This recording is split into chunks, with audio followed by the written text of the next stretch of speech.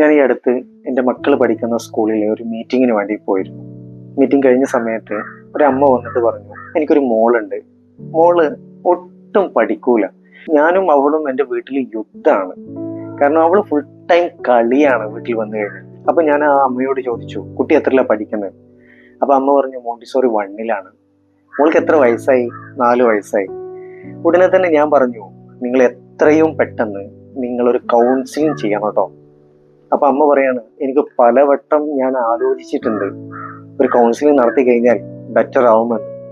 അപ്പൊ ഞാൻ പറഞ്ഞു, നിങ്ങളൊരു കാര്യം ചെയ്യണം, കൗൺസിലിംഗ് പോകുന്ന സമയത്ത് കുട്ടിയുടെ അച്ഛനെയും കൊണ്ടുപോകണം കേട്ടോ. തീർച്ചയായിട്ടും കുട്ടിയുടെ അച്ഛനുണ്ടാവും, കുട്ടിയെ കൊണ്ടുപോകണം കേട്ടോ. അപ്പൊ അമ്മ പറയാണ്, പിന്നെ കൗൺസിലിംഗ് നടത്തുന്ന സമയത്ത് കുട്ടിയില്ലാതെ പിന്നെ ഞങ്ങളെ കൗൺസിലിംഗ് ചെയ്തിട്ട് കാര്യമുണ്ടോ? ഞാൻ പറഞ്ഞു, കുട്ടിയല്ല കൗൺസിലിംഗ് നടത്തേണ്ടത്, നിങ്ങളെയാണ് കൗൺസിലിംഗ് നടത്തേണ്ടത്. നിങ്ങളോട് ആരാ പറഞ്ഞത് കുട്ടിയെ പഠിപ്പിക്കാൻ? സ്കൂളിൽ നിന്ന് ടീച്ചേഴ്സ് പറഞ്ഞോ? അപ്പൊ അവരൊന്നും ഇല്ല, ടീച്ചേഴ്സ് പറഞ്ഞിട്ടില്ല. പിന്നെ എന്തിനാണ് നിങ്ങൾ കുട്ടിയെ പഠിപ്പിക്കുന്നത്? കുട്ടി 7 വയസ്സ് വരെ കളിക്കട്ടെ, കളിക്കേണ്ട പ്രായമാണ് കുട്ടി 7 വയസ്സ് വരെ. നിങ്ങൾ ആലോചിച്ചു നോക്കൂ, ഈ നമ്മുടെ സ്കൂളുകളിൽ പോലും ഗവൺമെന്റ് ഒരു കുട്ടിയെ ചേർക്കാനുള്ള പ്രായം നിശ്ചയിച്ചിട്ടുള്ളത് 6 വയസ്സായിട്ടാണ്. 6 വയസ്സ് പൂർത്തിയായതിനു ശേഷമാണ് ഒരു സ്കൂളിൽ കുട്ടിയെ ചേർക്കേണ്ടത്. എന്തിനാണ് ഗവൺമെന്റ് 6 വയസ്സ് വെക്കുന്നത്?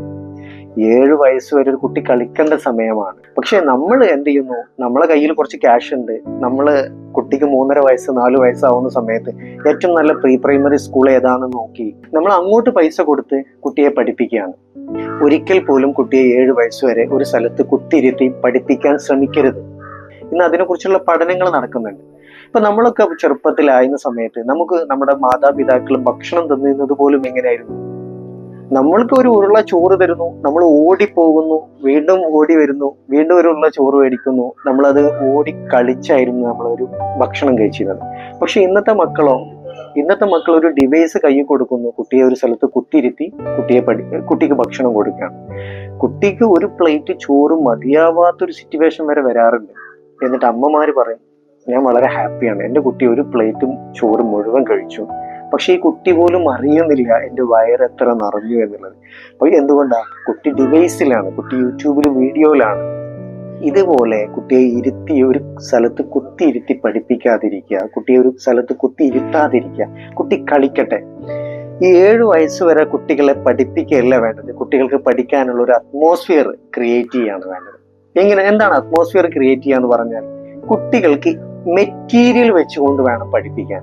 ഇന്ന് നോക്കിക്കഴിഞ്ഞാൽ നമ്മളൊക്കെ 1-ാം ക്ലാസ്സിൽ പഠിച്ചതുപോലെയാണോ എന്നിട്ട് നമ്മളെ മക്കളെ പഠിപ്പിക്കുന്നത്? അല്ല.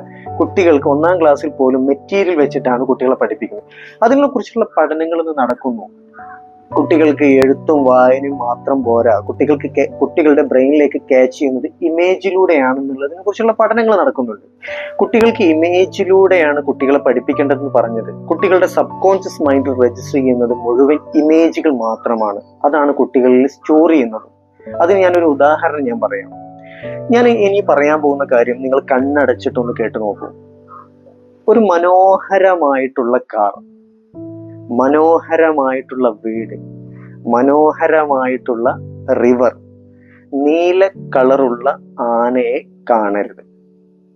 നീല കളറുള്ള ആനയെ കാണരുത്. ഇനി നിങ്ങൾ കണ്ണു തുറക്കൂ. ഞാൻ മനോഹരമായിട്ടുള്ള കാർ എന്ന് പറഞ്ഞപ്പോൾ നിങ്ങളുടെ മനസ്സിൽ CAR എന്ന് പറയുന്ന എഴുത്തല്ല വന്നിട്ടുള്ളത്, ഒരു കാറിന്റെ പിക്ചറാണ് വന്നിട്ടുള്ളത്. മനോഹരമായിട്ടുള്ള വീടെന്ന് പറഞ്ഞപ്പോഴും അതുപോലെ ഒരു വീടിന്റെ പിക്ചറാണ് വന്നിട്ടുള്ളത്. 4ാമത് ഞാൻ പറഞ്ഞത് നീല കളറുള്ള ആനയെ കാണരുത് എന്നാണ് ഞാൻ പറഞ്ഞിട്ടുള്ളത്.